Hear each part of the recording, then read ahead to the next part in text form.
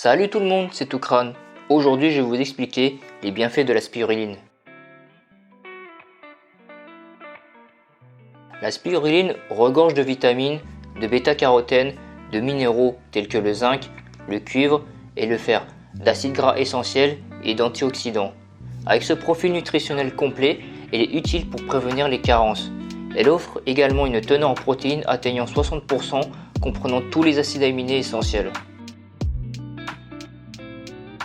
La spiruline renforce la production d'anticorps, boostant ainsi la résistance contre certaines maladies. Elle favorise également la prolifération des bonnes bactéries intestinales, donc probiotiques. En outre, elle s'avère efficace pour atténuer les bouffées de chaleur associées à la ménopause.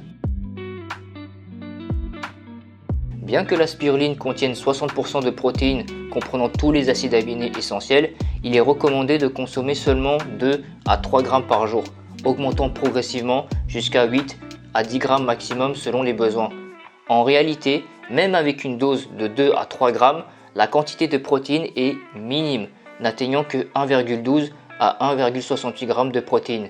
Même à la dose maximale, 10 grammes de spiruline ne fournissent que 5,6 grammes de protéines, ce qui est ridiculement faible. La spiruline, bien qu'elle puisse absorber des toxines de métaux lourds, ne les accumule que dans l'eau de culture. Donc l'achat chez un producteur local, biologique et de qualité est crucial pour éviter la pollution et la contamination par ces toxines. Cependant, elle peut stimuler le système immunitaire, aggravant ainsi les symptômes de maladies auto-immunes telles que la sclérose en plaques, le lupus et l'arthrite rhumatoïde. C'est pourquoi les personnes concernées doivent l'éviter. De même, les femmes enceintes ou allaitantes, les personnes sous anticoagulants, celles souffrant de problèmes thyroïdiens ou d'une surcharge en fer devraient également éviter sa consommation.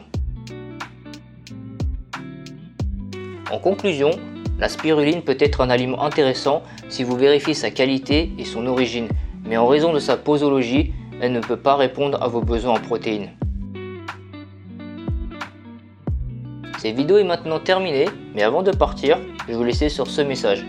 Une vie saine est bien plus qu'un simple régime alimentaire ou une routine d'exercice.